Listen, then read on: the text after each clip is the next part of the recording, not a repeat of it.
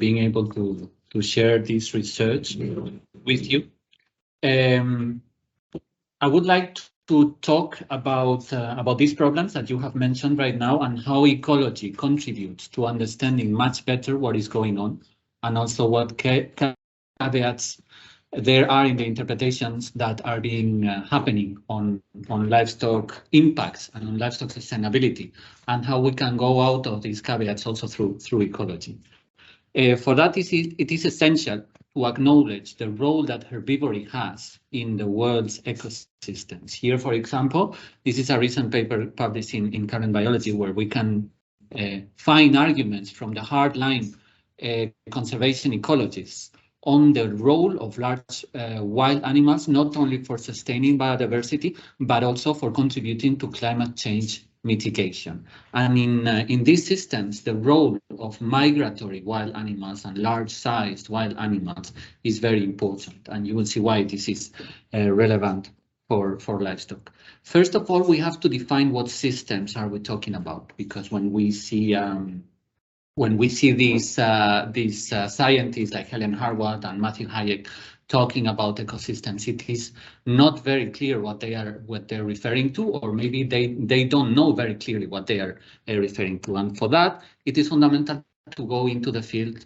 not of secret agents, but of vegetation scientists, because this is not James Bond, this is William Bond, a vegetation ecologist from South Africa, that formulated back in 2005 that the world that we have interpreted to be largely green is actually very black and very brown. What does that mean? Black comes from the wildfires and brown comes from the manure that is excreted by herbivores. He has summarized that in a book that is called Open Ecosystems, that was published by Oxford University Press in 2019. And he builds on previous work by Whitaker in the 70s, which already defined beyond the conception that all world except for the drier areas are covered in forest, defined some areas that he called ecosystem uncertain. This is the open ecosystems that Bond talks about, that include savannas, but also includes systems in temperate and in boreal areas that are not composed by closed canopy forest and are not pure grasslands or tree devoid areas, but are areas that can switch between two systems, between a closed canopy system and an open system. The extent of these areas is huge, okay, and this is very important because we tend to interpret also from popular culture that, for example, all Europe is covered in forest, as you can see in this map. It's true that we acknowledge that savannas take place in Africa. Sometimes we acknowledge that they take place in tropical South America. It's more challenging with India, even if in India there are a lot of elephants, a lot of things that create savannas, but out of cultural reasons, probably because of English colonization, they still talk about forests, even if Indian vegetation ecologists are deeply against that. But as you can see, we are talking here about other systems. We are talking about the eastern United States, that in the conceptualization of most of the people are closed canopy forests. We are talking about the whole of Europe. We are talking about East China, and even East China, and here the key is that if we, for example, look at some historical evidence, for example, when the first European colonizers went to the eastern United States, they talk about there being enough space between trees so that their charts can go in. I think that is absolutely impossible right now, but that was possible at that time. First, because there were bisons around. Second, because there were Native Americans managing the forests. And also, if we have a look at historical records from the Romans going into Germany in 2000 years ago, they don't talk about closed canopy forests. They talk about open oak savannas of Quercus robur that are a mixture of a landscape of trees, shrubs, spiny shrubs, and grasslands. And this is very important because it just shows that vegetation ecology has a very clear vision on the world that is absolutely ignored by the society at large and by all scientists that are not vegetation ecologists. So there's an important piece of information that has to go to the wider scene. What are open ecosystems? Here I have inserted two pictures of two national parks. The top one is in Spain. This is Cabañeros National Park, which for many people, including some scientists, it is an overgrazed area, even if there's no livestock there. It's just pure deer.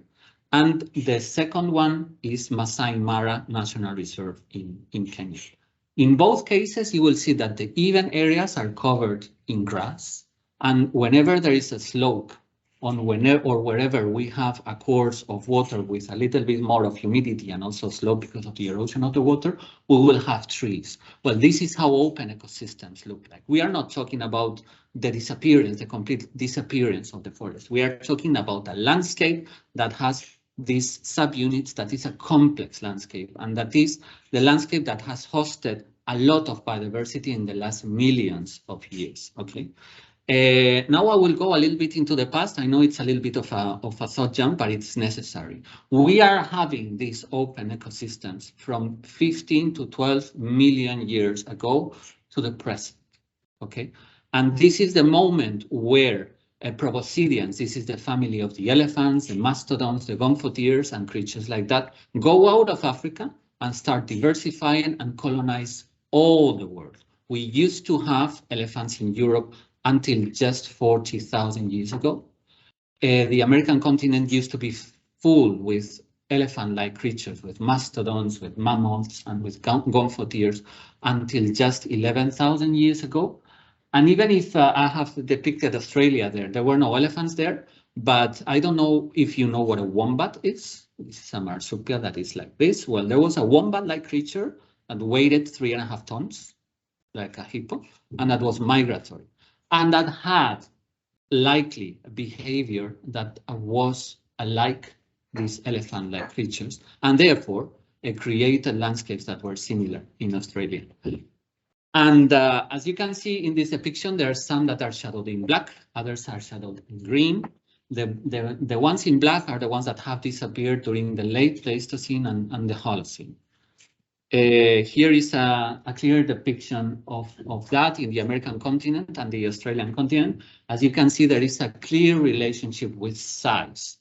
The biggest ones have disappeared. Also, the ones that needed to migrate more because of ecosystem productivity constraints are the ones that have disappeared more. And there is a clear relationship with humans. Apparently, for their extinction, climatic variations have contributed, but that has happened all over the Quaternary. But maybe you have heard about the Milankovitch cycles that basically explain the glaciations. But apparently when these populations were weakened by climate, in the last glacial period and in the Holocene, there was one factor that didn't exist before that drove them to extinction. And that factor also came out of Africa and is called humans. There you see, like in this paper in Science, you see the two scenarios, one without humans and one with humans, and apparently the humans have been a necessary collaborator for this extinction. So when we analyze wilderness, you know, a lot of these discourses that Martin has been talking about and Catherine has been talking about before are talking about wilderness. But wilderness is something that we barely see in the world anymore, because at least we have landscapes that have been modified by this extinction of animals by humans, okay? And there is a very clear relationship with human density. But as you can see in this graph, still 8,000 years ago, the wild landscapes were already very scarce in the planet, because we have been modifying these landscapes very thoroughly for a very long time. Now, does this mean a total catastrophe? Well, it doesn't, because we also have created cultural landscapes that resemble these wild landscapes that are shaped by wild herbivores. The one in the left are the two national parks that I was mentioning that are shaped by wild herbivores. The one in the right, the two photographs on the right, are two cultural landscapes in Spain. I mean, I could have gotten from other countries, but I have more pictures from Spain, of course. The The one on the top is a drove road. It's one of these transhumance corridors in Spain with this mixture of shrubs, trees, and grass of migratory herbivores. And the one in the bottom is the so-called dehesa, which is a very valued cultural landscape that still has sustainability problems also because as you can see, it lacks shrubs, so it has problems with the regeneration of the trees, and it also lacks this stratum. There can be better management of the dehesas that actually guarantees to have this stratum that guarantees even a higher biodiversity. But in any case, both phenomena are responsible for Spain to be the country with the highest biodiversity in the European Union and in, let's say, continental Europe if we exclude Turkey. And Turkey has a very tiny part in Europe. So if we consider Europe as in sensu stricto, Spain is the most biodiverse country in Europe. And a lot has to do with these pastoralist uses with these cultural landscapes. And, you know, when we are talking about semi-natural landscapes, and I know in Fennoscandia, because I've worked in the University of Helsinki, I know this is a very big debate. When we are talking about semi-natural landscapes, we seem to be talking about second-class landscapes. I deny that, because for me, they are the same. They are just natural landscapes. Some maintained by wild herbivores, some maintained by cultural practices, but they are natural landscapes that conserve the biodiversity of the late tertiary era and of the quaternary. Now, how does this happen? I have been talking about elephants, and elephants are known to fell down trees. They are very keen on that. There is a debate on why they do that, and I will go into that now. Are they munching them? Are they showing off? The thing is that we can replicate the behavior of elephants thanks to culture. So elephants weigh 6 tons and a sheep weighs 70 kilos, 80 kilos at most, a very fat one. However, we can introduce management. Yeah, well, it jumped. I didn't want it to jump. But the reason why I put this video is because in this debate, the big question is why elephants fell down trees. Okay. And as you can see in this picture, well, I cannot reproduce it again, but you have already seen it. Elephants pull trees down for any number of reasons, even when they have an itch. But the real reason why they're pulling down trees is because they can. Because they're big enough and they're intelligent enough to pull down trees. And this is where we will have this behavior. And they are fundamental because in the regulation of savannas, sometimes the biomass is eaten by herbivores. In the most humid savannas, it is eaten, let's say, by fire, because the nutritional content of the grass is not enough for the herbivores to consume it. However, the structure of the landscape is maintained by elephants, is maintained by these animals that it's not that they eat the grass or that they eat the shrubs. It's that they keep it open for any reason. Okay. And well, there have been models, elaborated very good models. I particularly like this paper to explain why we have a sharp contrast between the limit of the savanna and the limit of the rainforest. Especially I've worked in western Uganda, sorry, with the limit with the Congo forest.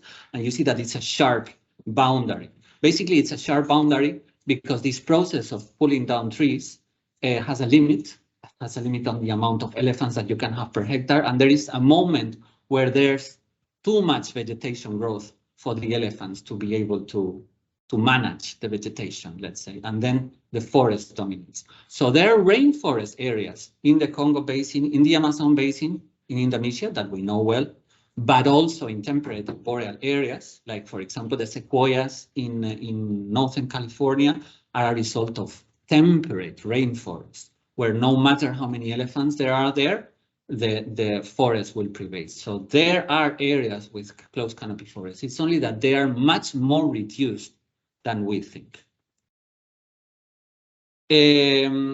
So the elephants disappeared largely from all over the world, except for South Asia and Africa, where likely they evolved fear. They co-evolved fear as humans became more dangerous.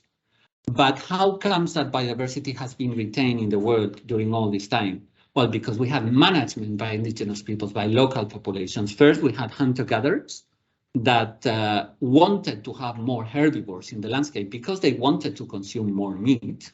So they farmed the landscape by basically setting it on fire. They hadn't elephants, so they used fire as a tool to open the landscape. And later on with the Neolithic, pastoralists came and did exactly the same. So the aim of both is to create pasture. And fire is very important because when we are analyzing the amount of carbon that can be retained by vegetation, you see this is information from the IPCC report on land in 2000. I've added the two last columns to analyze how much carbon is retained in the aerial zones and underground. And you will see that grasslands are extraordinarily efficient at keeping carbon underground. And this is important because this carbon is safe from fires.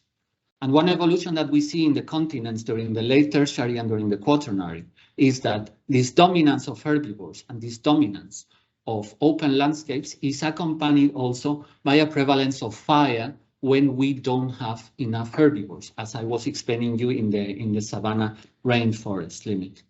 So the carbon that we are now told that will be stored in the forests is not safe because it will burn. Sooner or later, it will burn. And even if it will burn more with climate change because of the higher summer temperatures, still before, it wouldn't last more than 100 or 150 years. And when we are talking about mitigating climate change and cleaning up the mess that we have caused with fossil fuels, that's basically nothing. So we are doing nothing by planting trees, and it's much more effective to keep carbon under the soil. Then the role of boreal soils in that may even store more carbon. Actually, it's shown here that the boreal soils store more carbon than tropical soils, probably because of slower decomposition. But to which extent this can be an endless storage of carbon remains to be seen. It's definitely a very nice area for research. Now, we have gotten very recently, I've put here under revision, but it's already accepted, a paper in a new journal in NPJ, not NPG, but NPJ Biodiversity, which is a new journal by the Nature Publishing Group, where we also wanted to test the common saying that there is way more livestock in the world than there has ever been wild herbivores. Okay, and this comes from a 2008 paper by Anthony Barnowski in PNAS, where a friend of mine, a researcher at the University of Helsinki, happens to be a friend of him also, and he told me that apparently he did that study on the back of an envelope just to stimulate debate. And unfortunately, there was no debate. People just took the number that he calculated quickly and didn't debate it anymore.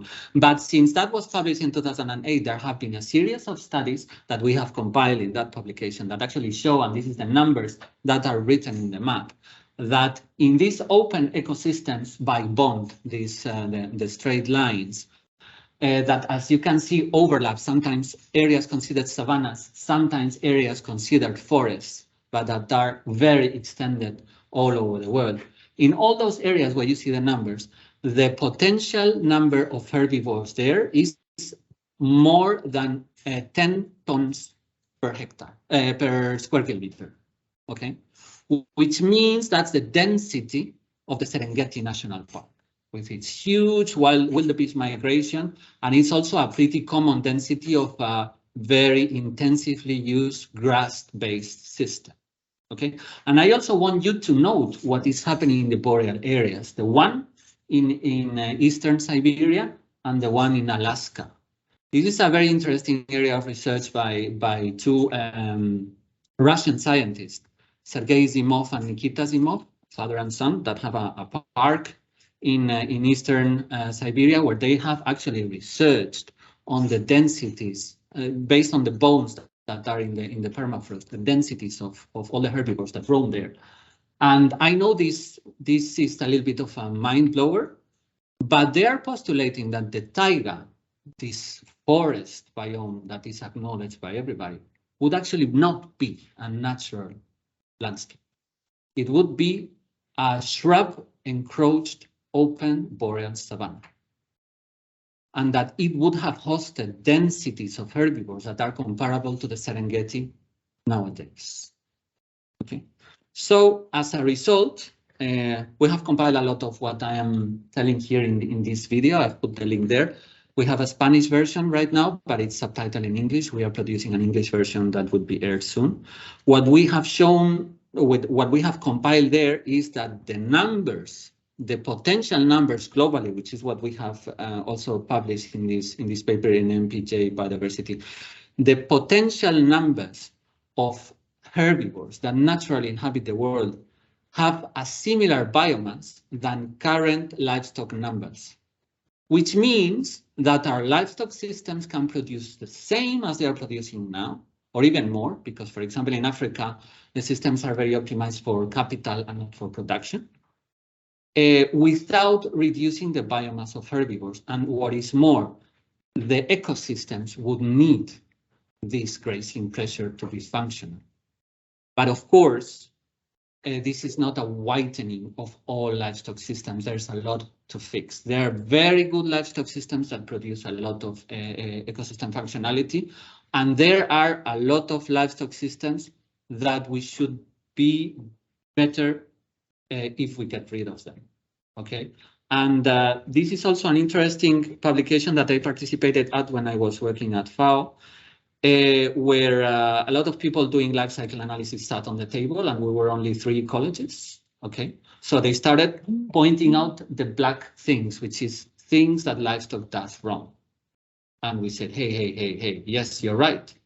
But for all the things that you're saying, we have livestock systems that do exactly the contrary. They control invasive species, they restore soil, they enhance biodiversity, they promote pollinators.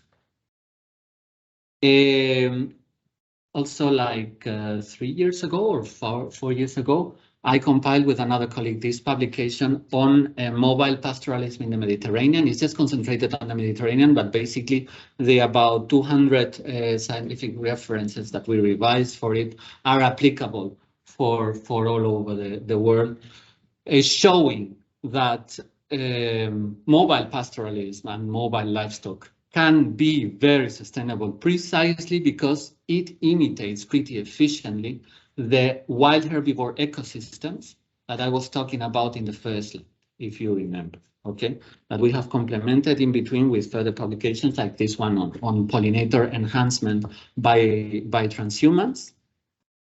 And also importantly, with my colleagues from the University of Helsinki, we published this other study where we called for a way to analyze these systems that are actually not only ecosystems, but social ecosystems, because they depend so much on these cultural practices that are triggered by social and economic factors, okay?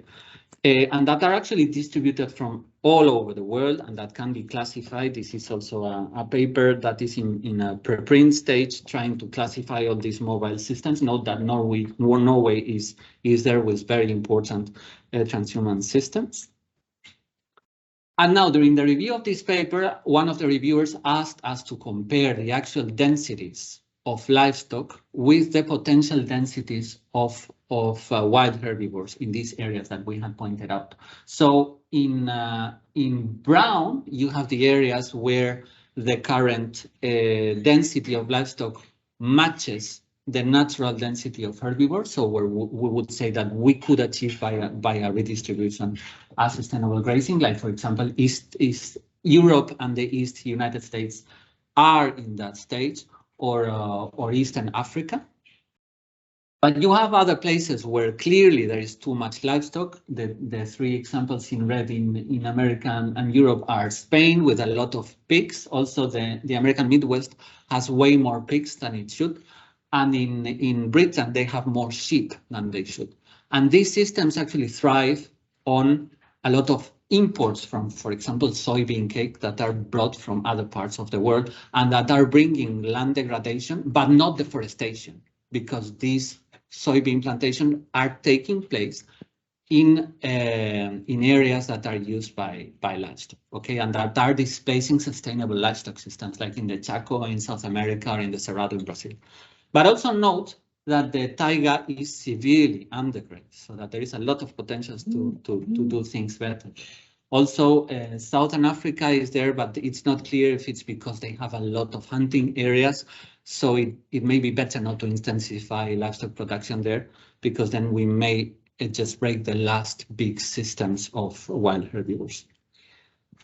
In any case, and sorry that I'm extending myself a little bit too much, you know that going from that perspective, we can give arguments against things like these campaigns like cowspiracy, that livestock and ruminant livestock is causing climate change.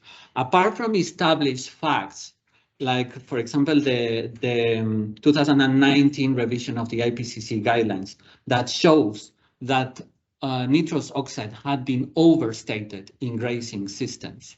But at least here we have already the IPCC saying this is wrong and we have to apply a new way to calculate these factors. We have another problem, which is the methane, okay? And with the methane, what has been overseen, we know that there have been attempts to justify that livestock that has been around for thousands of years has not changed the climate in thousands of years because there is carbon fixation in soil, or things like that. Well, or incorporating, for example, ecosystem services into the LCA analysis.